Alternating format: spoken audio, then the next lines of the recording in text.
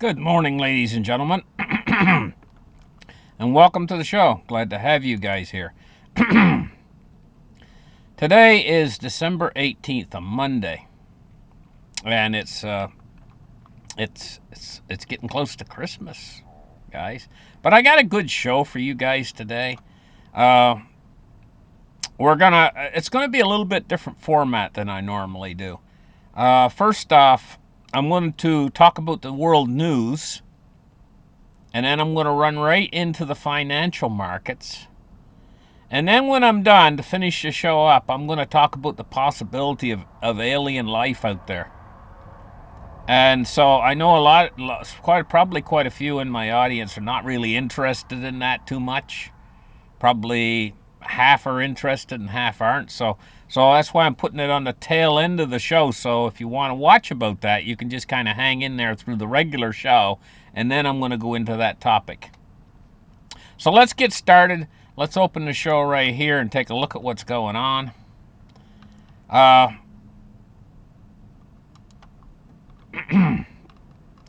gloomy mood hangs over Ukraine's soldiers as war with Russia grinds on. It says, a gloomy mood hangs over Ukraine's soldiers nearly 2 years after Russia invaded their country, despite a disappointing counteroffensive this summer and signs of wavering financial support from allies. Ukrainian soldiers say that they remain fiercely determined to win. But as winter approaches, they worry that Russia is better equipped for battle, and they are frustrated about being on the defensive again in a grueling war. Okay. Russia is they're increasing their amount of military expenditure by a lot. They're getting better equipped, they're getting better trained, and there's a lot more troops coming. Russian troops. They could mobilize far more than they've even mobilized now. So we got to take that into consideration when we're talking about this Ukraine war now at this point. So basically, I guess what I'm trying to say is Ukraine now is on their back foot.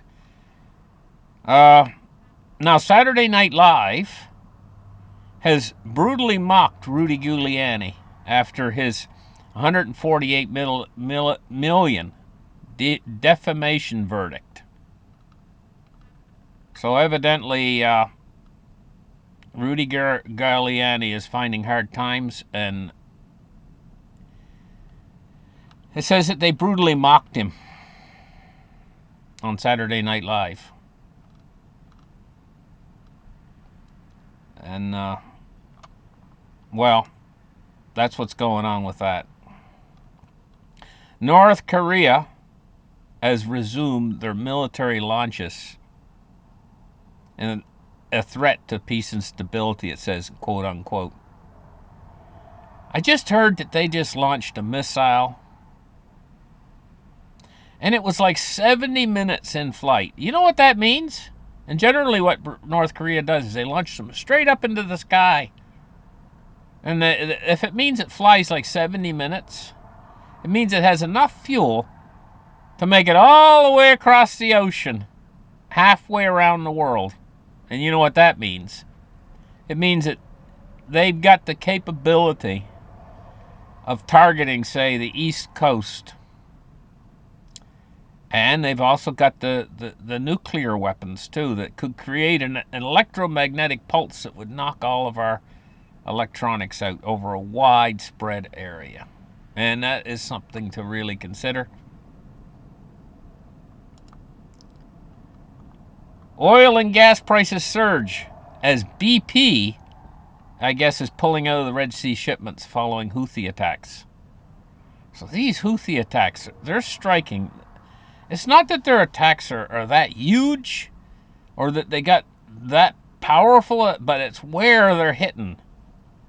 They're hitting at a spot that's a very, very, let's call it a weak point. And it actually is a choke point. These ships come through the Suez Canal, they go down through that Red Sea area, and then they it cuts off an amazing amount of distance that they have to go all the way around Africa if they don't do that. And so this means, well, the damage is already done, guys. The Houthis. You're going to start paying more for everything you ship on Amazon. Every ounce of fuel that goes into your cars, oil.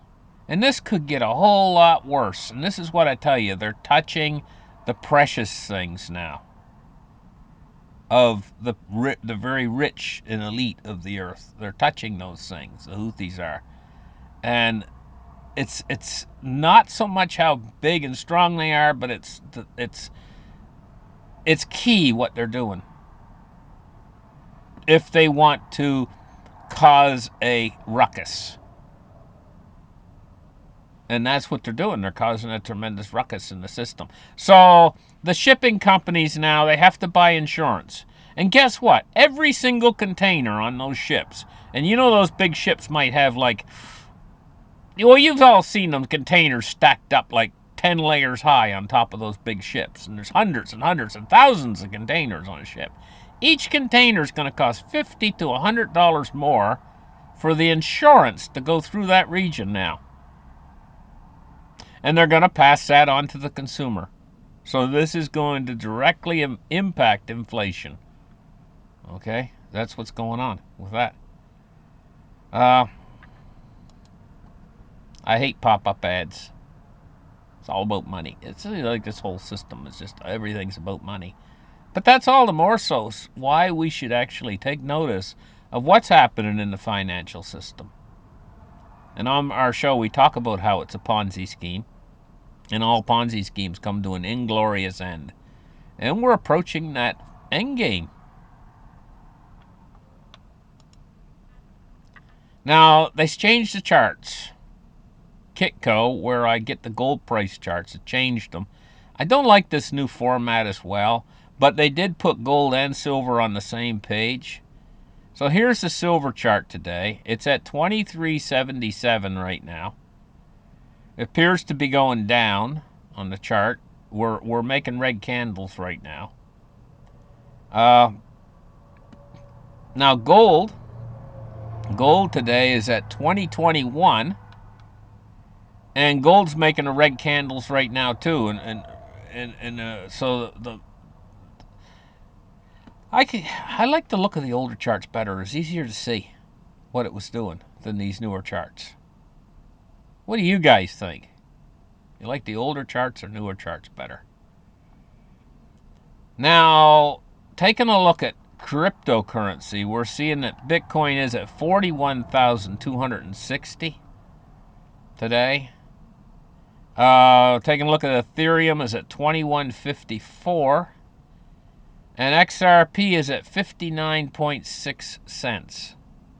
Well, that's what your cryptos are doing today. Moving on, taking a look at the US dollar, not the dollar, but the Dow Jones today. The Dow is at 37,321. It's up 16.4 points on the day so far. And taking a look at crude oil today is at $73.54. It's up $2.11. So that's kind of what's going on today. We have a continuation of these wars that are going on. One in Ukraine. This is the first time since the Ukraine war started that I could see the war could come to an end. It really could. We're getting to a point now where the Ukraine war could go one of two ways. But I think, this is just my personal opinion, I think that it's more likely to suddenly end, that they come to some sort of an agreement, than it escalate into World War III at this point. I think there's a little bit more. If I was giving it odds, I'd say a little bit higher possibilities of it ending rather than going into World War III at this point. Because those are two of the big probabilities. the war suddenly ends, or the war could move into something bigger. With maybe some sort of an accident could happen and make the war grow into areas like Poland or Romania or Moldova, which all border on that region, you know. Now, taking a look at U.S. Treasuries today, and we're seeing rising yields. We're looking at the 10-year at 3.95. It's up 2.6 basis points. And the U.S. 30 years at 4.06. It's up 3.5 basis points. And the dollar index. Now, listen, guys, remember, the show, normally you hit this page and the show's ending. It's the end of my show. But not today. Today we're going to talk about something rather special. As soon as I'm done talking about the dollar index here. 102.57 today. And it's basically going along sideways. So let's get into it. What's the fastest thing that man has ever created? Think about it for a minute in your mind. I know a lot of people are out there saying, hey, it's probably the space shuttle. Because when the space shuttle, after it blasts off and it gets up into the Earth's, up into the satellite areas, you know, up out of the Earth's gravitational field, it's up there and there's no gravity. It's in space. There's no friction. And the space shuttle has engines, and it can accelerate into a frictionless environment. And it can go extremely fast. I remember, you know, the space shuttle landing when I lived down in Florida, and I remember the loud boom, boom, boom. And each one of those boom, boom, booms was when it was going 700 miles an hour slower. It would break the sound barrier in the opposite direction. Brakes. So, you know, there's two ways to break sound barrier. You can break the sound barrier by acceleration, but you can also break the sound barrier when you're putting the brakes on. And it was putting the brakes on. And each boom was going like 700 miles an hour slower. So how fast was it going to go boom, boom, boom, boom?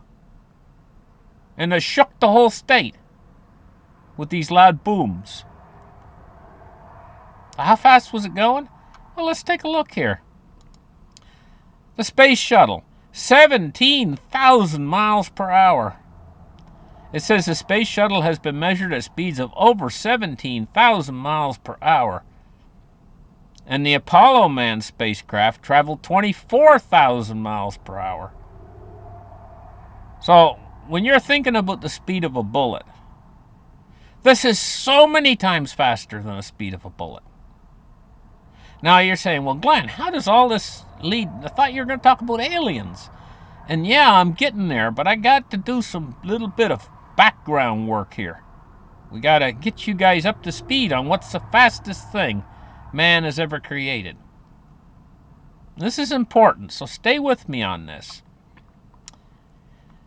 So a lot of people out in my audience would think the fastest thing would be the space shuttle or a rocket going to the moon.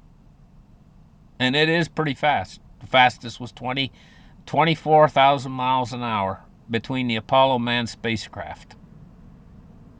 So that was a good guess. But there's something that was faster. Mankind's fastest achievement, right here. What happened was it took a lot of work and technology to get this object to go this fast. It was the fastest thing humans have ever recorded. What happened is they did all the work of the Manhattan Project, learning how to split the atom. They used Einstein, they used Oppenheimer, they used names of the biggest scientists on Earth working on these projects to learn how to split the atom. When they learned how to split the atom, they were able to release tremendous energy. So what happened was, they had this atomic test called Operation Plum Bob back in the 1950s. Operation Plum Bob. And they had this manhole cover down in the ground, and it was in this shaft. I think the shaft was like 300 feet deep. They blew the explosion off underneath the shaft, and inadvertently, The manhole cover got blown out through this shaft just like a rifle barrel. But it was using technology. It was using all of that technology of the nuclear and the splitting of the atom and everything to get an object to go so fast, this manhole cover, that it blasted the dang thing up into space. And it was calculated that the speed was over 4 times as fast as the space shuttle or the Apollo missions. So we were getting an object that was traveling like a bullet, but it was using a blast of thermonuclear blast to blast it out of a hole. And it went about 100,000 miles per hour. Now remember that number. Around, more or less, it was calculated. It may be a little bit more, maybe a little bit less, but 100,000 miles per hour. Remember that number now. Okay, you got it? So, this is the first interstellar object to visit our solar system. Now remember, man and all of his efforts, all of his rockets, all of his explosions, everything that he's ever done, man, the fastest thing that we could possibly get was the Apollo measured to the moon at 25,000 miles per hour. Okay? And this manhole cover, they're not really absolutely sure about that, but they think it might have been going 100,000 miles per hour. But you see how hard it is and how much technology it takes to get an object to go that fast? Now, this thing right here was the first interstellar object to visit our solar system. Oumuamua. In 2017, Oumuamua was discovered. Now, they named it after a Hawaiian name. It's a little bit hard to pronounce. But it was called Oumuamua. And it was discovered on October 19th, 2017 by the University of Hawaii's Pan-STARRS telescope, funded by NASA. And it was the first thing to come in from the outer solar system. The first thing they've ever seen that was an interstellar object. And it took the scientists aback. They didn't understand. How could this be? Also, when they looked at it, they found out that it was producing its own propulsion. Now remember, with all of our technology,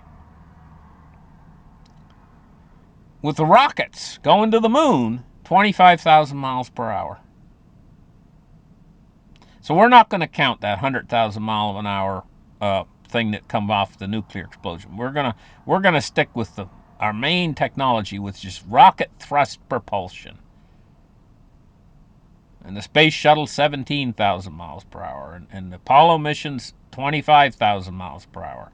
So remember those numbers more or less. And the possibility is there of going 100,000 miles per hour, but it would take absolutely something else to go that fast. That's incredible. So here's Oumuamua.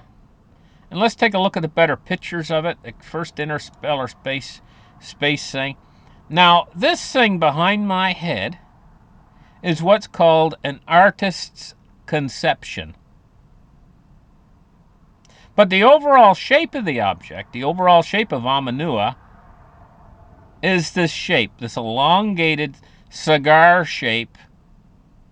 That was the shape they saw through the telescope.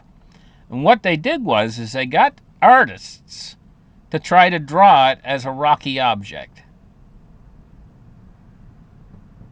First off, you have to think, well, why would they do that? Why would the artists try to draw it like behind my head as a long, cylindrical, cigar-shaped object, but rocky? They made them draw it rocky. And the artists did a good job, these artists. Of course, there's different pictures of them doing these illustrations by different artists. But it gave the conception that the object was a rock. And this is what they wanted to do. The scientists also said, Well, it achieved its speed and propulsion. Propulsion means it is pushing itself through space by itself by jets of steam. Now, if we can only achieve 17,000 miles per hour with rocket engines, which have they're built through science. These rocket engines, they're made with a combustion chamber, and it has to be machined to exactly the right size, and they have to have just exactly the right mix of fuel and everything. And it took a lot of experimentation and a lot of scientists to create this, and we could only achieve speeds of 25, at the most 25,000 miles per hour with that technology. How come this object behind my head is going 200,000 miles per hour? How did a jet of steam accidentally leak out of it to make it go 200,000 miles per hour? Well, I think it has more to do with the scientific community and the ridicule that they apply to anyone who comes out and says, could it be an alien craft?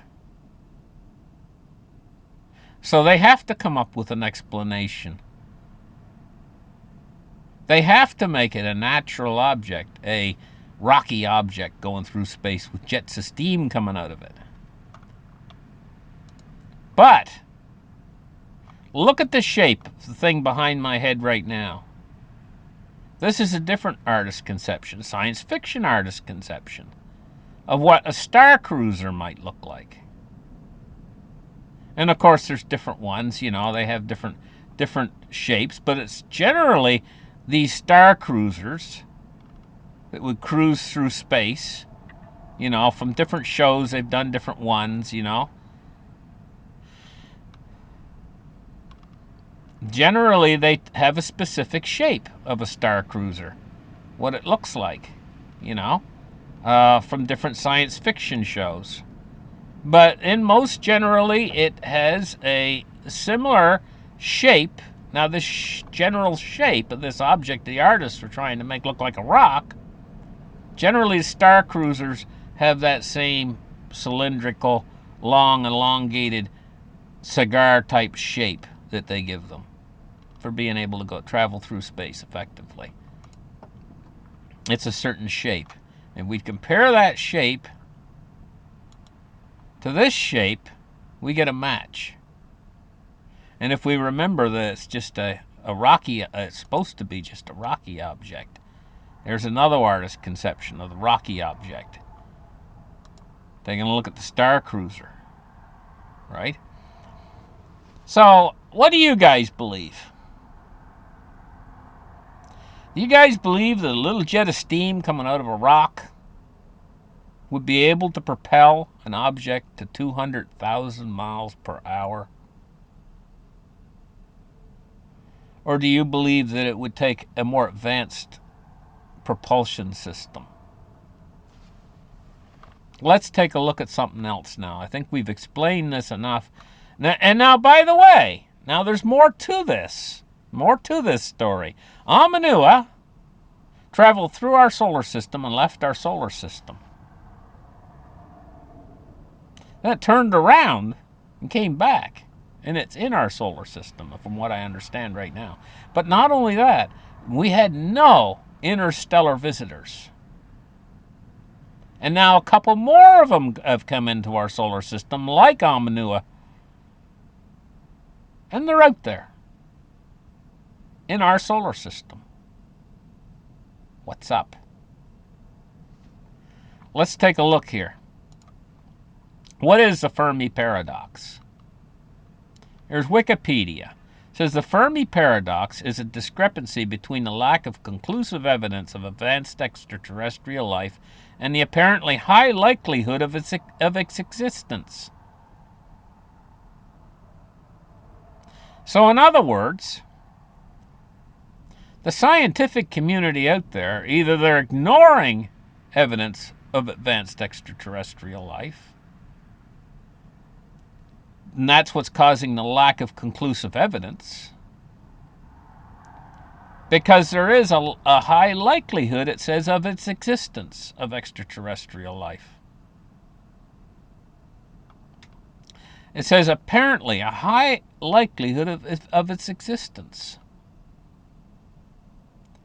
It says the Italian-American physicist Enrico Fermi, his name is associated with a paradox because of the casual conversation in the summer of 1950 with a fellow physicist, Edward Teller.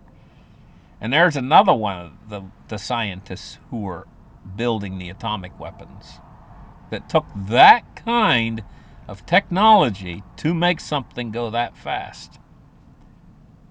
It says, while walking to lunch, the men discussed a recent UFO report and the possibility of faster-than-light travel. The conversation moved on to other topics during that lunch, and Fermi blurted out, but where is everybody? In other words, where is the aliens?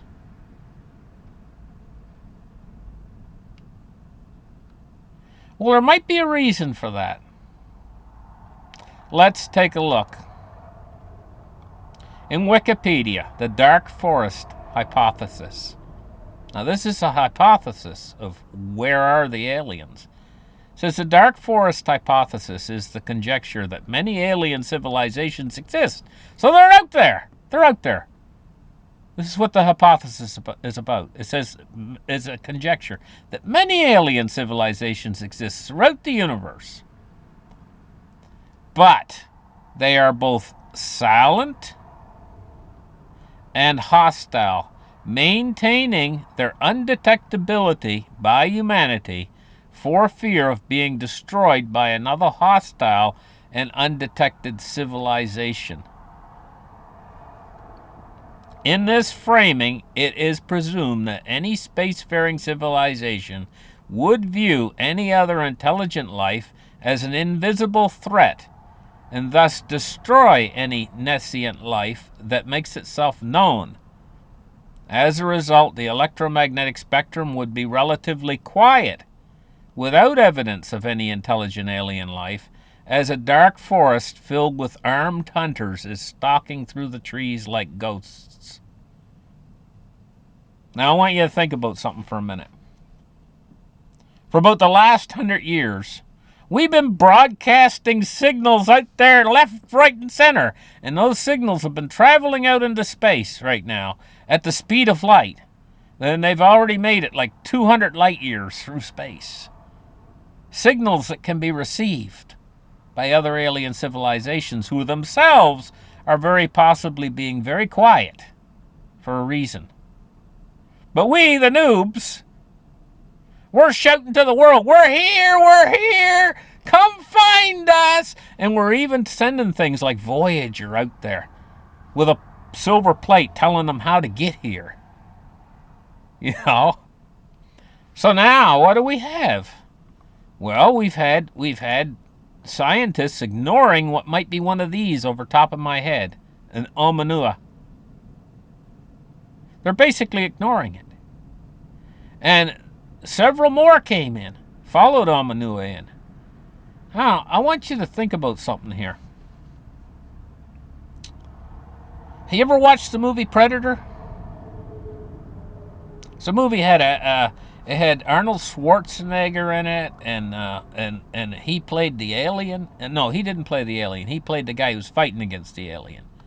So the alien come down in the jungle, and it came down for sport to hunt humans.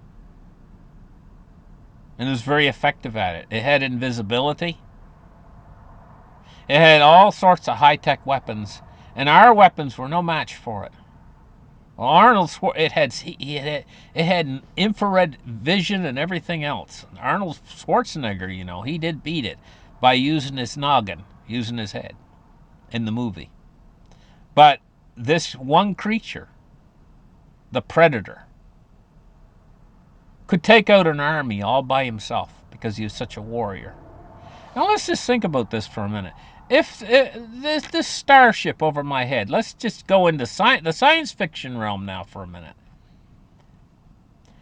Say it's pretty big. let's just say it's about 5 times bigger than an aircraft carrier, one of our aircraft carriers. Let's just say the thing's like a quarter-mile long, traveling through space. Well, there would be a few problems. One would be landing the thing. As long as it's in space, it's fine. So it would have shuttlecraft to come down and land. It wouldn't land itself on the planet or any planet. But maybe the creatures on board are kind of like the Predator. So how many of them could it hold, a ship that big? It could have living quarters for 20,000 of them. And each one's capable of taking out an army all by himself with these super advanced technology. Things like quantum teleportation. Things like invisibility. Things like being able to possibly... Now, I'm talking science fiction right now, guys. I'm not... But we have to go there because if we watch the Star Trek show, we remember back when we were youths that a lot of the things on the Star Trek show were just science fiction back then, and now they've actually invented them. So what is quantum teleportation?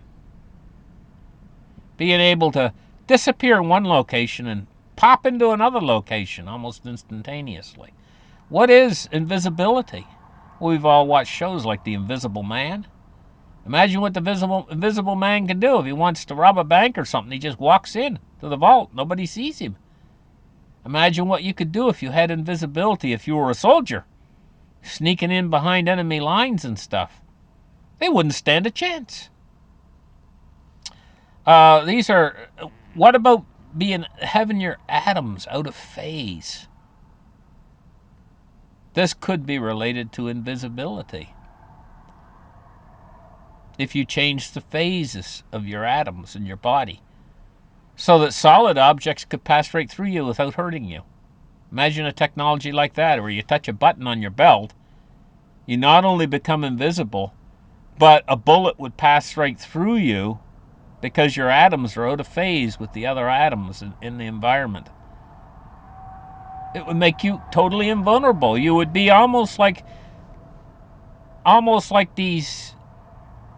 They have these movies like superhero movies and stuff. You'd be almost like Superman. Now imagine if you had a star cruiser like that above my head and you could travel 200,000 miles an hour through space with it, and you had shuttlecraft to take these soldiers on board down to Earth or any other planet you wanted to go to using this advanced technology, and you had like 20,000 of these troopers on board, just one of these things could take out a whole planet if they didn't have as advanced a technology as you have. Now, we've went out on a limb here just a little bit. We've theorized a little bit, and we've talked about science fiction.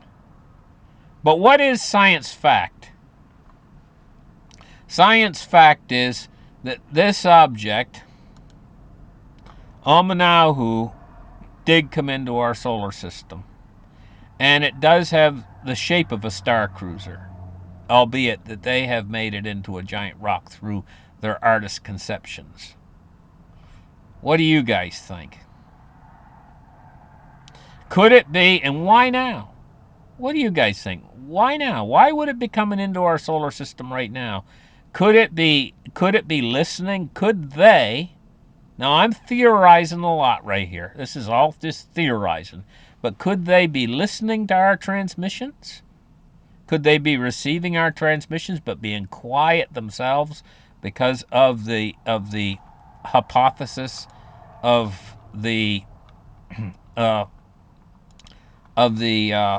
dark forest hypothesis? So listening but not saying anything. Could they be listening? And could they be sensing through our telecommunications that we are nearing the point of nuclear war? Could habitable planets be worth a lot of money out there as well? Now, this is just a hypothesis of mine. Could a habitable planet be worth something? A planet that has water, a planet that has oxygen, a planet that grows produce, a planet that has precious metals. Could that be worth something? And listening to our transmission, could they be getting the idea that, hey, we're going to blow ourselves up and extinct ourselves? I'm just theorizing. But it gives you time for thought, food for thought, you know? And this is real. This is real. This object did come into our solar system. It has been hanging around here, and there's more of them that have come.